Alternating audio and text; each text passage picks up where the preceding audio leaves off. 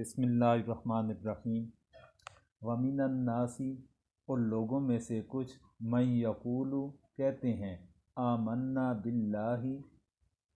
ہم ایمان لائے اللہ کے ساتھ، وبالیوم الآخر اور آخرت کے دن کے ساتھ، وما ہم بمؤمنین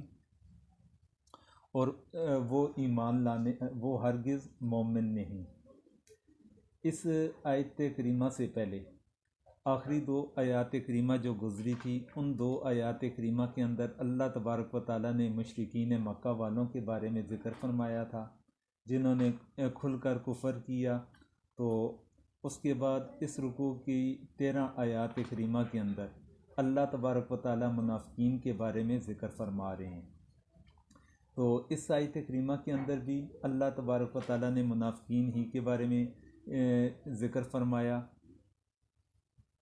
تو اس آیت کریمہ کے اندر اللہ تبارک و تعالیٰ نے جو ذکر فرمایا کہ لوگوں میں سے بعض ایسے ہیں کہ جو کہتے ہیں کہ ہم ایمان لائے اللہ کے ساتھ اور آخرت کے قیامت کے دن پر، وہ ہرگز مومن نہیں۔ تو اللہ تبارک و تعالیٰ نے ان کے ایمان کے متعلق ذکر فرمایا کہ جو وہ ایمان کا دعویٰ کرتے ہیں وہ اپنے ایمان کے دعوے کے اندر سچے نہیں۔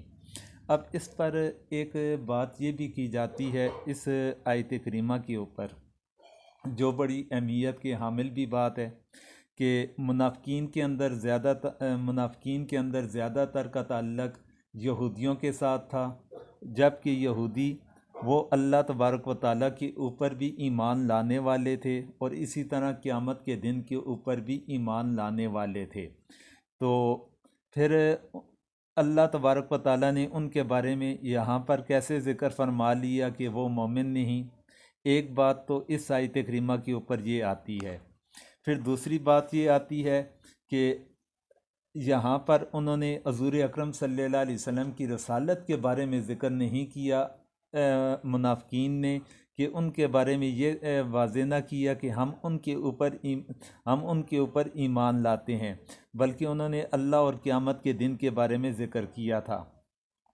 تو اس پر مفسرین کرام یہ جواب دیتے ہیں، وہ فرماتے ہیں کہ مفسرین کرام کہ یہودیوں کا یہ دعویٰ یا منافقین کا یہ دعویٰ کہ اللہ کے اوپر ایمان لانے کا اور آخرت کے دن کے اوپر،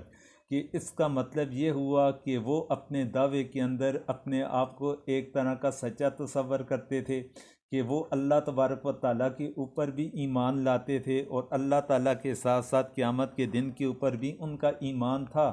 کہ وہ قیامت کے دن کے اوپر بھی ایمان لاتے تھے، اور حضور کی رسالت کے بارے میں وہ دعویٰ اس طرح کھل کر نہ کرتے، بلکہ وہ جگہ جگہ یہی کہا کرتے تھے کہ ہمارا تو اللہ پر ایمان ہے، قیامت کے دن کے اوپر ایمان ہے۔ مطلب یہ کہ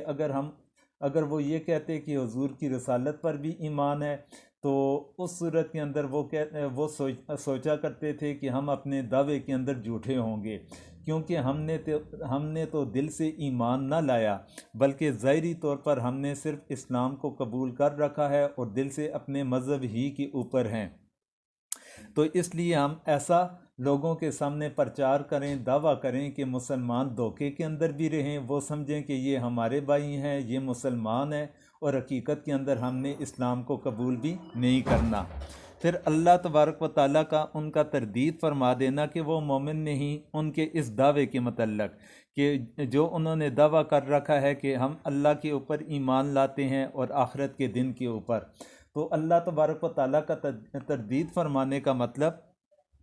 تو اس پر مفسرین کرام فرماتے ہیں کہ یہودی ظاہری طور پر تو اللہ تعالیٰ پر ایمان لاتے تھے، اللہ تبارک و تعالیٰ کو حاجت روا یا جو بھی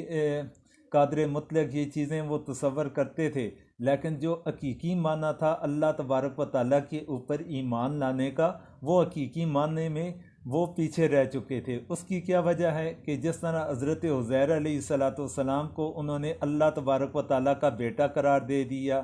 پھر اسی طرح اللہ تبارک و تعالیٰ کے احکامات کو انہوں نے ٹھکرانا شروع کر لیا تھا، کہ جس طرح کئی انبیاء کرام کو شہید کرنے کا یہ لوگ ذریعہ بنے تھے، اللہ تبارک و تعالیٰ کی نافرمانی کرنا، یہ چیزیں ان کے اندر پائی جاتی تھی کہ جو حقیقی معنی کے اندر دیکھا جائے تو وہ اللہ کے اوپر ایمان لانے والے نہ تھے۔ پھر دوسرا آخرت کے دن کے اوپر ایمان لانے کا جو ان کا دعویٰ تھا، تو آخرت کے دن کے اوپر بھی ان کا ایمان کہ جس طرح اللہ تبارک و تعالیٰ کے احکامات ہیں، اللہ تعالیٰ کی تعلیمات ہیں، اس کے مطابق انہوں نے ایمان نہ لایا، بلکہ اس کے اندر بھی انہوں نے کچھ تبدیلیاں کر لی۔ کہ کس لحاظ سے انہوں نے تبدیلیاں کر لی؟ کہ انہوں نے یہ دعویٰ کر لیا کہ جس کا ذکر اللہ تبارک و تعالیٰ نے قرآن مجید کے اندر بھی فرمایا کہ یہودیوں نے یہ دعویٰ بنا لیا کہ ہمیں قیامت کے دن جہنم کی آگ نہ چھوئے گی، اگر چھوئے گی بھی تو وہ صرف چند دنوں کے لیے چھوئے گی، پھر اس کے بعد اللہ تبارک و تعالی ہمیں جنت کے اندر داخل کر دیں گے۔ تو اس لحاظ سے دیکھا جائے تو وہ آخرت کے دن کے اوپر بھی جو اللہ تبارک و تعالیٰ کی تعلیمات ہیں اس کے مطابق انہوں نے ایمان نہ لایا، تو جس وجہ سے اللہ تبارک و تعالیٰ نے ان کے دعوے کی یہاں پر فوری طور پر تردید فرما لی کہ وہ اپنے دعوے کے اندر جھوٹے ہیں، مطلب کہ وہ مومن نہیں ہیں۔ پھر اگلی آیت کریمہ 9 نمبر، اس کے اندر یخادعون اللہ، دہا بازی کرتے ہیں اللہ سے، والذین آمنوا، اور ایمان والوں سے، وما یخدعون، اور وہ دراصل کسی کو دہا نہیں دیتے، الا انفسہم، مگر اپنے آپ کو، وما یشعرون، اور وہ نہیں سوچتے۔ اب یہاں پر اس آیت کریمہ کی تفسیر کے اندر کہ ان لوگوں کا کہ وہ لوگ اپنے طور پر یہ سوچا کرتے تھے کہ ہم دہا بازی کر رہے ہیں، دھوکہ دے رہے ہیں، کہ وہ ظاہری طور پر دیکھا جائے تو وہ اہل ایمان کو، حضور کو دھوکہ دینے کے مرتکب ہو رہے تھے، لیکن حقیقت کے اندر اللہ تبارک و تعالیٰ نے فرما دیا کہ ان کا یہ جو دھوکہ ہے، ان کا یہ جو فریب ہے، یہ حقیقت کے اندر حضور اکرم صلی اللہ علیہ وسلم کو وہ دھوکہ نہیں دے رہے، بلکہ وہ اپنے نفسوں کو دھوکہ دے رہے ہیں، کہ وہ اپنے نفسوں کے ساتھ دہا بازی کر رہے ہیں۔ پھر آگے آیت کریمہ نمبر 10 آگئی، فی قلوبہم مرض، فی قلوبہم، ان کے دلوں کے اندر، مرض، بیماری ہے، فزادہم اللہ مرضا، پس زیادہ کر لی اللہ نے مرضا، ان کی بیماری کو، وَلَهُمْ عَذَابٌ علیم، اور ان کے لیے دردناک عذاب ہے، بِمَا كَانُوا يَكْذِبُونَ، اس بات پر کہ یکذبون، جھوٹ کہتے ہیں، جھوٹ کہتے تھے۔ تو اب اس آیت کریمہ کے اندر کہ ان کے دلوں کے اندر بیماری ہے، اب دلوں کے اندر ان کا بیماری کا، اس کے اندر مفسرین اکرام فرماتے ہیں کہ بیماری ان کے اندر روحانی بیماری بھی پائی جاتی تھی، اور روحانی بیماری کے ساتھ ساتھ ان کے دلوں کے اندر جسمانی بیماری بھی پائی جاتی تھی۔ اب روحانی بیماری کیسی تھی؟ کہ روحانی بیماری ان کے اندر یہ تھی کہ وہ حضور اکرم صلی اللہ علیہ وسلم کی ذات ہو، یا صحابہ کرام ہو، یا مذہب اسلام ہو، ان کا پھیلنا، ان کا ترقی کرنا، ان کا دنیا کے اوپر حکمرانی کرنا، یعنی مختلف علاقوں کا فتح کرنا، یہ چیزیں ان کے لیے دل کے اندر ان کی دل کی بیماری کو بڑھانے کا ذریعہ بن رہی تھی، ان کے حسد کو بڑھانے کا ذریعہ بن رہی تھی۔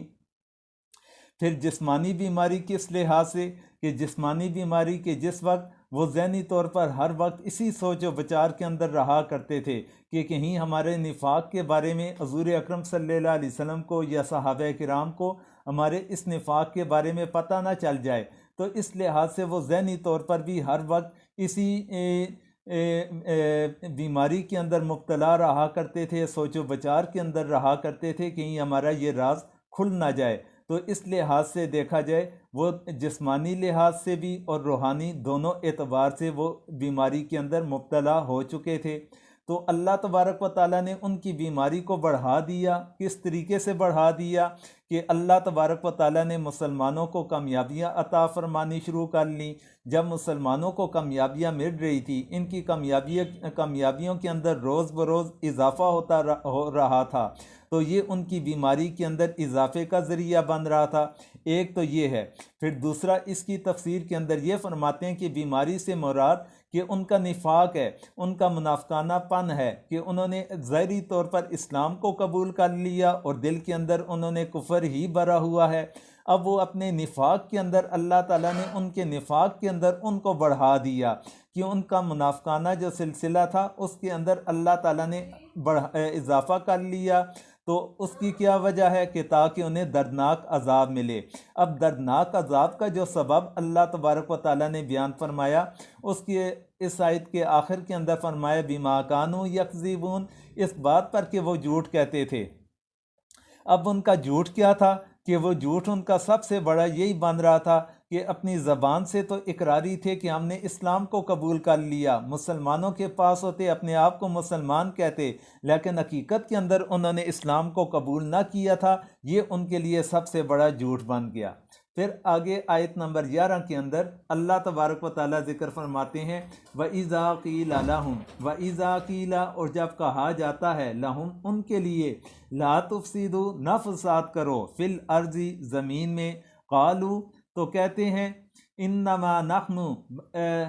ہم تو ہیں، مصلحون، اصلاح کرنے والے۔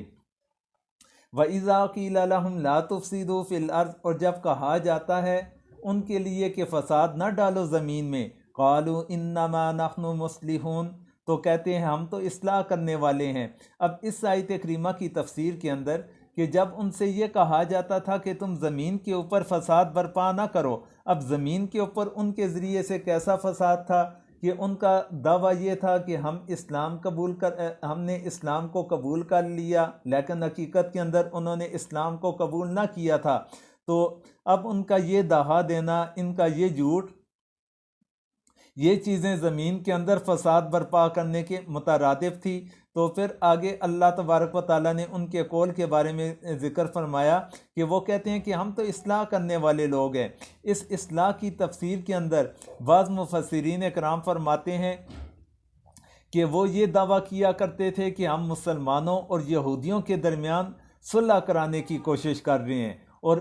اس چیز کا نام انہوں نے مصلحون، کہ یہاں پر اس اصلاح سے مراد یہ چیز لیا گیا کہ ان کا یہ دعویٰ کہ ہم مسلمانوں اور یہودیوں کے درمیان صلح کرانے کی کوشش کے اندر مصروف کار رہتے ہیں۔ تو اللہ تعالیٰ نے فرمایا الا انہم هم المفسدون ولکن لا یشعرون، الا، جان لو، انہم، بہرحال، ہم المفسدون، وہی خرابی کرنے والے ہیں، ولکن لا یشعرون، لیکن نہیں سمجھتے۔ اللہ تعالیٰ فرماتے ہیں کہ حقیقت کیا ہے، وہ تو اصلاح کرنے والے نہیں، لیکن حقیقت کے اندر یہ تو فساد کرنے والے لوگ ہیں، اور فساد کرنے کے دورانیے کے اندر ان لوگوں کو سمجھ نہیں آ رہی کہ ہم فساد برپا کرنے کا ذریعہ بن رہے ہیں، اور اس چیز کے بارے میں انہیں سمجھ ہی نہیں آ رہی۔ پھر آگے آیت نمبر 13 کے اندر فرمایا وَإِذَا قِيلَ لَهُمْ، وَإِذَا، اور جب قیلا، کہا جاتا، لہم، ان کے لیے، آمنو، ایمان لاؤ، کما، جیسا کہ، آمن الناس، ایمان لائے لوگ، قالو، تو کہتے، انؤمنو، کیا ہم ایمان لائیں، کما آمن السفہاء، جیسا کہ ایمان لائے بے وقوف، الا، جان لو، انہم، بہرحال، ہم السفہاء، وہی بے وقوف ہیں، ولکن لا یعلمون، لیکن وہ نہیں جانتے۔ اب اس آیت کریمہ نمبر 13 کے اندر اللہ تبارک و تعالیٰ نے جو ذکر فرمایا کہ جب ان سے کہا جاتا تھا کہ ایمان لاؤ جیسا کہ ایمان لائے لوگ، لیکن اس کے جواب کے اندر ان کا یہ دعویٰ ہوتا تھا کہ کیا ہم ایمان لے کر آئیں ان لوگوں کی طرح جو بے وقوف ایمان لے کر آئے۔ اب اس کے اندر پہلی چیز جو اللہ تبارک و تعالیٰ نے واضح فرمائی کہ صحابہ کرام کے بارے میں انہیں معیار حق قرار دے دیا گیا، عقائد کے لحاظ سے، نظریات کے لحاظ سے، کہ ایمان کے لحاظ سے، کہ جس طرح لوگ ایمان لے کر آئے اس طرح تم لوگ بھی ایمان لے کر آؤ۔ تو اب یہاں پر حضرت عبداللہ بن عباس رضی اللہ عنہما کا ایک قول مذکور ہے غالباً، کہ وہ فرماتے، حضرت عبداللہ بن مسعود عباس رضی اللہ تعالیٰ عنہ نہیں بلکہ یہ اکثر مفسرین اکرام یہ فرماتے ہیں کہ یہاں پر ناس سے مراد صحابہ کرام ہے، کہ اللہ تبارک و تعالیٰ کا یہ اشارہ کہ تم ان لوگوں کی طرح ایمان لے کر آؤ، تو یہاں پر جو آمن الناس کا ذکر فرمایا گیا تو اس سے مراد صحابہ کرام ہیں، کیونکہ حضور اکرم صلی اللہ علیہ وسلم کے زمانہ مبارک کے اندر صحابہ کرام وہ شخصیات تھیں کہ جنہوں نے ایمان لایا تھا، انہوں نے اسلام کو قبول فرمایا تھا، اور منافقین کو یہ کہا جاتا کہ جس طرح یہ لوگ ایمان لے کر آئے تو اس طریقے سے آپ لوگ بھی ایمان لے کر آئیں۔ تو صحابہ کرام کو یہاں پر معیار حق اللہ تبارک و تعالیٰ نے قرار دے دیا۔ پھر دوسرا یہ کہ ان لوگوں کا یہ دعویٰ کہ ہم کیا بیوقوف لوگوں کی طرح ایمان لے کر آئیں، تو اس کے بارے میں مفسرین کرام فرماتے ہیں کہ وہ کس جگہ پر یہ کہا کرتے تھے کہ کیا ہم بیوقوف لوگوں کی طرح ایمان لے کر آئیں، تو اس پر مفسرین کرام فرماتے ہیں کہ بسا اوقات وہ ایسے غریب یا ایسے کمزور صحابہ کرام کے سامنے تذکرہ کر لیا کرتے تھے کہ جن سے انہیں کسی قسم کا کوئی بھی خطرہ محسوس نہ ہوتا کہ یہ ہماری بات بیر نہ نکالیں گے۔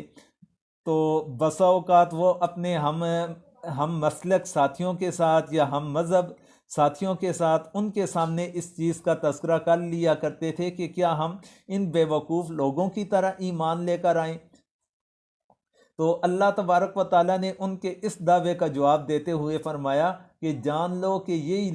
وہی لوگ بیوقوف ہیں کہ جو صحابہ کرام کو بیوقوف کہہ رہے ہیں، تو حقیقت کے اندر یہ لوگ بذات خود بیوقوف لوگ ہیں۔ پھر اس کے بعد آگے آیت نمبر 14 کے اندر اللہ تعالیٰ ذکر فرماتے ہیں وَإِذَا لَقُوا الَّذِينَ آمَنُوا وَإِذَا اور جب لَقُوا الَّذِينَ ملاقات کرتے ہیں آمنو ایمان والوں کے ساتھ، قالو تو کہتے آمنا ہم ایمان لائے، وَإِذَا خَلَوْا اور جب تنہا ہوتے اِلَىٰ شَيَاطِینِہِمْ اپنے شیطانوں کے پاس، قالو تو کہتے اِنَّا مَعَکُمْ کہ بے شک ہم تمہارے ساتھ ہیں، اِنَّمَا نَحْنُ مُسْتَہْزِئُونَ ہم تو ہنسی کرتے ہیں یعنی مسلمانوں سے۔ اس آیت کریمہ کے اندر منافقین کے کردار کے بارے میں اللہ تبارک و تعالیٰ نے ذکر فرمایا کہ جب وہ مسلمانوں کے ساتھ ملاقات کرتے تھے وہ کہا کرتے تھے ہم تو ایمان لے کر آئے، لیکن جس وقت وہ تنہا ہوتے اپنے شیاطین کے پاس، اب شیاطین سے کیا مراد ہے؟ اس پر مفسرین کرام فرماتے ہیں کہ ان کے جو اپنے مذہب کے بڑے بڑے افراد ہوا کرتے تھے اس سے وہ لوگ مراد ہیں۔ تو مطلب یہ کہ جس وقت وہ اپنے دوستوں کے پاس، اپنے ہم مذہب لوگوں کے پاس بیٹھا کرتے تھے تو اس وقت وہ کہا کرتے تھے کہ ہم تو تمہارے ساتھ ہیں، ہم تو مسلمانوں کے ساتھ مذاق کرتے ہیں، یعنی کہ ہمارا تو ان کے ساتھ یہ ہنسی مذاق ہے۔ ہم انہیں کہہ دیتے ہیں کہ ہم ایمان لے کر آئے، لیکن حقیقت کے اندر ہم ایمان لے کر نہیں آنے والے۔ تو اس کا جواب اللہ تبارک و تعالیٰ نے ان کے اس دعوے کا جواب آیت نمبر 15 کے اندر دیا۔ اللہ تعالیٰ فرماتے ہیں اللہ یستہزئ بہم اللہ ہنسی کرتا ہے بہم ان سے، ویمدہم اور ترقی دیتا ہے فی طغیانہم ان کی سرکشی میں، یعمہون حالت یہ ہے کہ وہ عقل کے اندھے ہیں۔ اللہ تعالیٰ نے ان کے اس دعوے کا یہ جواب دیا کہ وہ لوگ یہ کہا کرتے تھے کہ ہم اہل ایمان کو، حضور اکرم صلی اللہ علیہ وسلم کو ان کے ساتھ مذاق کرتے ہیں، ہنسی کرتے ہیں، تو اللہ تعالیٰ نے فرمایا کہ تمہارا ان کے ساتھ حقیقت کے اندر ہنسی مذاق یہ نہیں، بلکہ حقیقت کیا ہے کہ اللہ تبارک و تعالیٰ تمہارے ساتھ ہنسی کر رہا ہے، انہیں ترقی دیتا ہے۔ اب اس ترقی سے کیا مراد ہے کہ وہ اپنی سرکشی کے اندر ہیں، اور تو اس پر مفسرین اکرام فرماتے ہیں کہ ایک تو اس سے یہ مراد ہے کہ اللہ تبارک و تعالیٰ نے انہیں دنیا کے اندر مسلمانوں سے مامون بنا دیا کہ مسلمانوں سے وہ امن کے اندر رہ گئے، کہ ان کے لیے وہی احکامات ہوتے تھے کہ جو احکامات مسلمانوں کے لیے ہوتے تھے، کہ مسلمانوں کے ساتھ میل جول کرنا، میل ملاپ، یہ تمام معاملات، تعلقات، وہ مسلمانوں کے ساتھ رہن سہن کے طریقہ کار اختیار کیا کرتے تھے۔ تو جس طرح مسلمانوں کے ساتھ احکامات ہوتے تو منافقین کے ساتھ بھی اسی طرح کے احکامات ہوا کرتے تھے۔ تو ظاہری طور پر وہ دنیا کے اندر اپنی ترقی کو دیکھ کر وہ سمجھا کرتے تھے کہ ہمارے لیے یہی کامیابی کا راز ہے، لیکن حقیقت کے اندر وہ سرکشی کے اندر پڑ چکے تھے۔ ایک تو اس کا یہ معنی مراد لیا جا سکتا ہے مفسرین اکرام کے بقول، اور دوسرا مفسرین اکرام فرماتے ہیں کہ اللہ تبارک و تعالیٰ نے انہیں ان کی سرکشی کے اندر مہلت دے دی، انہیں اس کے اندر ترقی دے دی کہ وہ مزید اپنی سرکشی کے اندر ترقی کرتے رہیں، اس حد تک ترقی کر جائیں کہ ان کے لیے جہنم لازم ہو جائے، اور اللہ تبارک و تعالیٰ پھر انہیں مضبوطی کے ساتھ پکڑ لیں۔ یہ دو معنی اس کے کیے جا سکتے ہیں۔ پھر آگے آ جائے گا اس کے بعد کی جو آیات کریمہ ہیں آیت نمبر 16 سے لے کر تو اس رکوع کے اختتام آیت نمبر 20 تک، تو ان آیات کریمہ کے اندر اللہ تبارک و تعالیٰ نے پھر ان کے متعلق ذکر فرمایا کہ ان کی مثالوں کے بارے میں، منافقین کے متعلق جو مثالیں دو دی گئیں تو وہ مثالوں کا ذکر کیا گیا۔ تو ان دو مثالوں کا ذکر انشاءاللہ العزیز ہم کل کے درس کے اندر پڑھیں گے، تاکہ آج میرے خیال میں اتنا کافی ہے۔ تو یہ دو مثالیں انشاءاللہ کل لی جائیں گی۔